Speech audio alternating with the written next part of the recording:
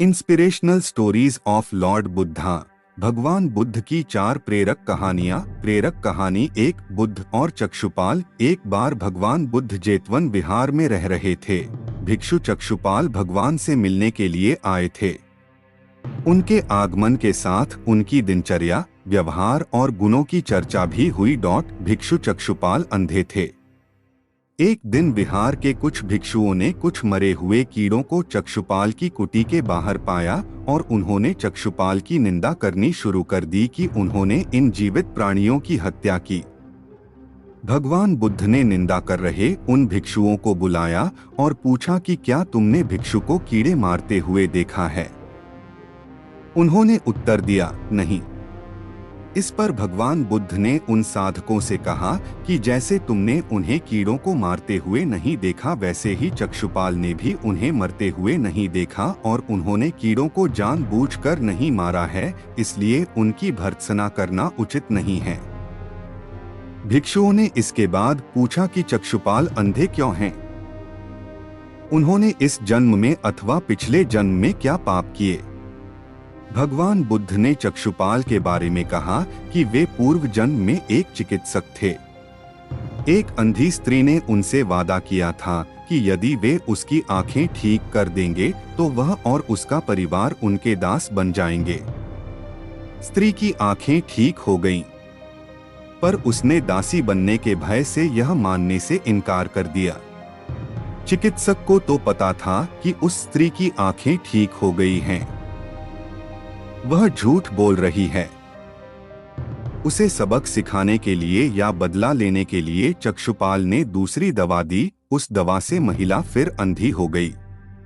वह कितना ही रोई पीटी, लेकिन चक्षुपाल जरा भी नहीं पसीजा। इस पाप के फलस्वरूप अगले जन्म में चिकित्सक को अंधा बनना पड़ा। प्रेरक कहानी 2। परिश्रम और धैर्य। एक बार भगवान बुद्ध अपने अनुयायियों के साथ किसी गांव में उपदेश देने जा रहे थे। उस गांव से पूर्व ही मार्ग में उन लोगों को जगह जगह बहुत सारे गड्ढे खुदे हुए मिले। बुद्ध के एक शिष्य ने उन गड्ढों को देखकर जिज्ञासा प्रकट की, आखिर इस तरह गड्ढे का खुदे होने का तात्पर्य क्या है? बुद्ध बोले, पानी की तलाश में किसी व्यक्ति ने इतने गड्ढे खोदे हैं। यदि वह धैर्यपूर्वक एक ही स्थान पर गड्ढे खोदता तो उसे पानी अवश्य मिल जाता, पर वह थोड़ी देर गड्ढा खोदता और पानी न मिलने पर दूसरा गड्ढा खोदना शुरू कर देता। व्यक्ति को परिश्रम करने के साथ धैर्य भी रखना चाहिए। प्रेरक कहानी 3। अमृत की खेती। एक बार भगवान बुद्ध भिक्षा के लिए एक किसान के यहाँ पहुँचे। तथागत को भिक्षा के लिए आया देखकर किसान उपेक्षा से बोला, श्रमण, मैं हल जोतता हूँ और तब खाता हूँ। तुम्हें भी हल जोतना और बीज बोना चाहिए और तब खाना खाना चाहिए।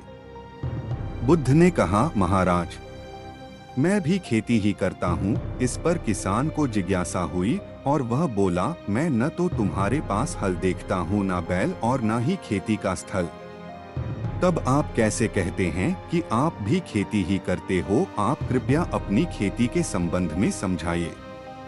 बुद्ध ने कहा, महाराज, मेरे पास श्रद्धा का बीज, तपस्या रूपी वर्षा और प्रजा रूपी जोत और हल है। पाप भीरुता का दंड है, विचार रूपी रस्सी है, स्मृति और जागरूकता रूपी हल की फाल और पेनी है। मैं वचन और कर्म में संयत रहता हूँ। मैं अपनी इस खेती को बेकार घास से मुक्त रखता हूँ और आनंद की फसल काट लेने तक प्रयत्नशील रहने वाला हूँ। अप्रमाद मेरा बैल है जो बाधाएं देखकर भी पीछे मुंह नहीं मोड़ता है। वह मुझे सीधा शांति धाम तक ले जाता है। इस प्रकार मैं अमृत की खेती करता हूँ। प्रेरक कहानी 4। दान की महिमा। भगवान बुद्ध का जब पाटलिपुत्र में शुभागमन हुआ तो हर व्यक्ति अपनी अपनी सांपत्तिक स्थिति के अनुसार उन्हें उपहार देने की योजना बनाने लगा। राजा बिंबिसार ने भी कीमती हीरे, मोती और रत्न उन्हें पेश किए। बुद्धदेव ने सबको एक हाथ से सहर्ष स्वीकार किया। इसके बाद मंत्रियों, सेठों, साहूकारों ने अपने अपने उपहार उन्हें अर्पित किए और बुद्धदेव ने उन सबको एक हाथ से स्वीकार कर लिया। इतने में एक बुढ़िया लाठी टेकते वहां आई बुद्धदेव को प्रणाम कर वह बोली, भगवान, जिस समय आपके आने का समाचार मुझे मिला उस समय मैं यह अनार खा रही थी। मेरे पास कोई दूसरी चीज न होने के कारण मैं इस अधखाए फल को ही ले आई हूँ। यदि आप मेरी इस तुच्छ भेंट स्वीकार करें तो मैं अहोभाग्य समझूंगी। भगवान बुद्ध ने दोनों हाथ सामने कर वह फल ग्रहण किया। राजा बिंबिसार ने जब यह देखा तो उन्होंने बुद्धदेव से कहा, भगवान क्षमा करें, एक प्रश्न पूछना चाहता हूँ। हम सबने आपको कीमती और बड़े बड़े उपहार दिए जिन्हें आपने एक हाथ से ग्रहण किया, लेकिन इस बुढ़िया द्वारा दिए गए छोटे एवं जूठे फल को आपने दोनों। हेलो दोस्तों, आपका गौतम बुद्ध का वीडियो अच्छा लगे हो तो सब्सक्राइब चैनल को जरूर करें, हमारे यूट्यूब चैनल को, और लाइक एंड शेयर जरूर करें।